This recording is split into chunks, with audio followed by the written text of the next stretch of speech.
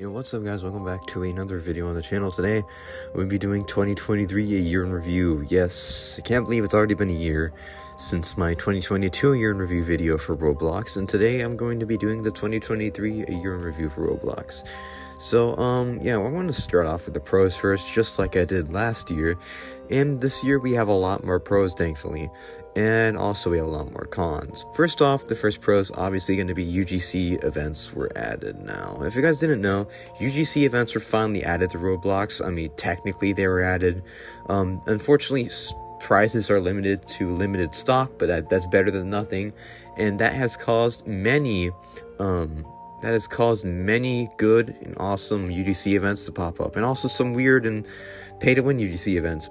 There has been some really good UGC events that have came from this update, so that is a huge W in my opinion, and I'm really glad they added this update. For years, like, we've been wanting that update to be added, and they finally added it. All Roblox needs to do now is just make a unlimited stock option, and we're literally going to be in event heaven all over again. But until then, we just gotta wait and hope Roblox lets people award unlimited stock. But even if we have limited stock right now, I mean, it's better than nothing. And I'm glad they updated this update, man. Second pro would have to be Roblox mostly abandoning the metaverse concept. Now, if you guys did not know, during the summertime this year, Roblox in an article said they quote-unquote did not want to be related to the metaverse anymore. They just want to be focused on UGC. Now, I don't know if they fully abandoned this concept, because a couple of weeks ago, Roblox mentioned the metaverse in a tweet. Everybody was so mad. So, they mostly abandoned it. And because of that, instead of getting the 2 points I originally was supposed to give that, I'm going to give it 1.5.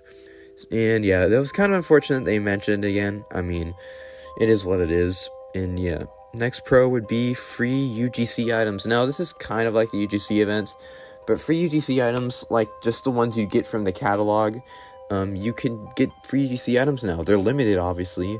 They're not just regular. They need to add regular UGC free items, but right now it's only free UGC limiteds. But when they first came out, they were all over the catalog, man. They're actually pretty rare to find that are not part of events now, because most of them are UGC events now. But when they first came out, they were just, regular free UGC items that you could hopefully get. And if you acquired them, cool. If you had premium, you could resell them for Robux, and it was just a win-win. Now, the con for this, though, is Roblox would take a 50% tax off that, which I'll mention in the cons when I get to them. But yeah, overall, really cool.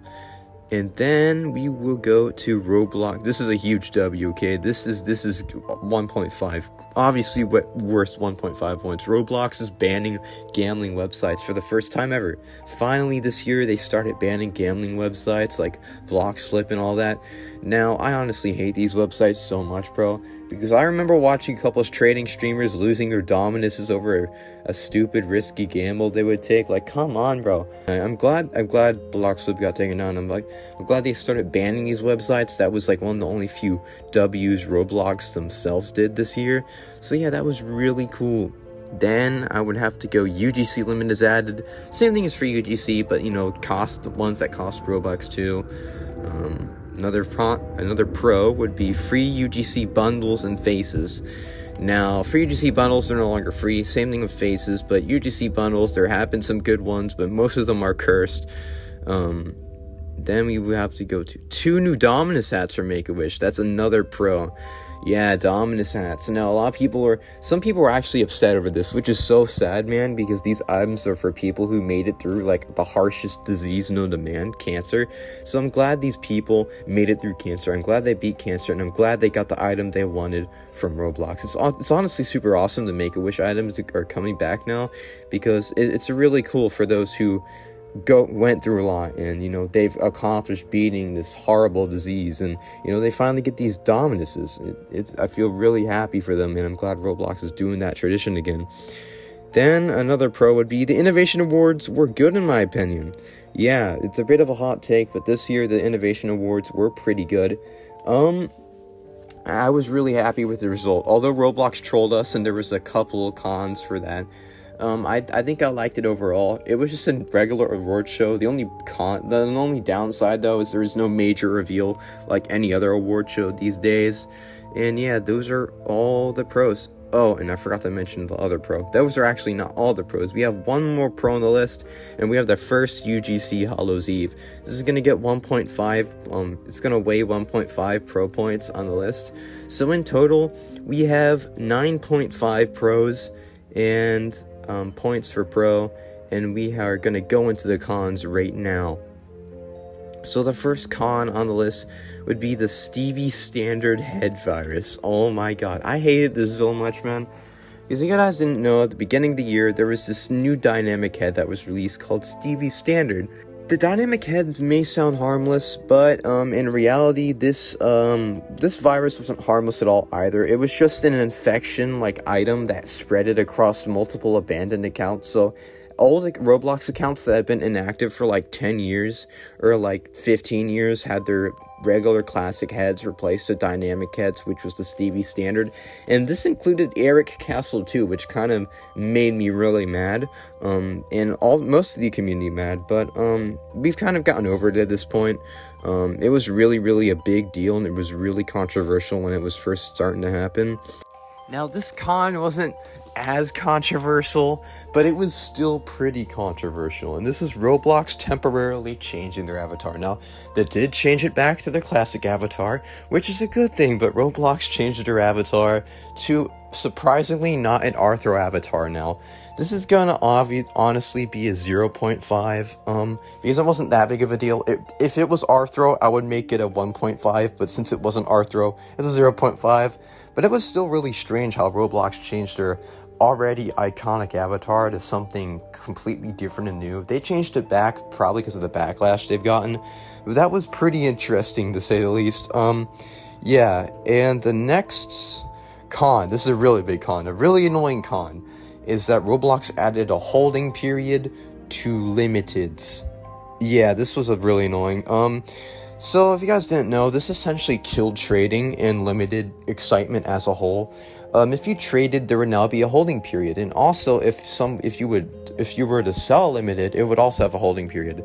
So now not only did you have to wait to get your limited from trading, you also had to wait to get your Robux from selling your limited too, which was really annoying. This made a lot of people mad in the limited slash trading community, and I could see why. It really killed off trading in a way, and I hope trading returns soon, because I was actually getting into watching trading YouTubers again, and they stopped trading and they moved on to, UGC events, which are still cool, but it was just so fun watching them trade and stuff, Annoying con was that Roblox took a 50% tax off of selling Robux from UGC Limiteds. I originally was so hyped for UGC Limiteds because I was like, man, sales are going to be back. I'm going to make so much profit off these UGC items. And now, since there's a 50% tax, barely anybody are buying UGC Limiteds on for sale. I mean, who knows? Maybe more people are buying now, but when they came out, for the first few days, it was really easy to sell UGC Limited, but now it's just so hard. It's so hard now because it's a 50% tax, and nobody's really selling these, and the only time when people do sell them, they sell them for, really expensive. It's just a confusing mess. I don't know why Roblox would tax that much. Obviously, they just want money. That's all they care about these days. Next would be Roblox taking classic faces off sale. This was one of the biggest L's Roblox took this year. I don't know why Roblox would ever decide to take classic faces off sale. This was as bad as the oof sound removal, in my opinion, because classic faces were a staple of Roblox. It is what made Roblox charming, and dynamic heads, in my opinion, just defy what Roblox really should be. And when they took these classic faces off sale, there was a lot of people considering quitting Roblox. That's how bad it was. And I even made a video on it, and it did really successful.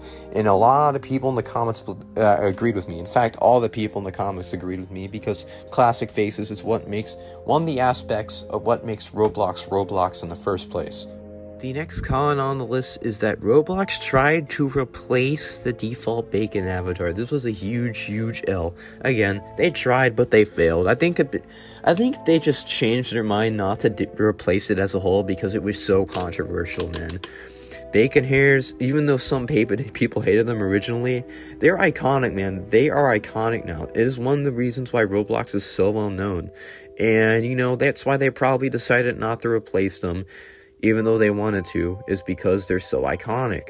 And yeah, this is a huge L again. They tried, but they failed. The last con on the list was the biggest disaster this year in terms of Roblox. RDC 2023, the chaos that ensued there.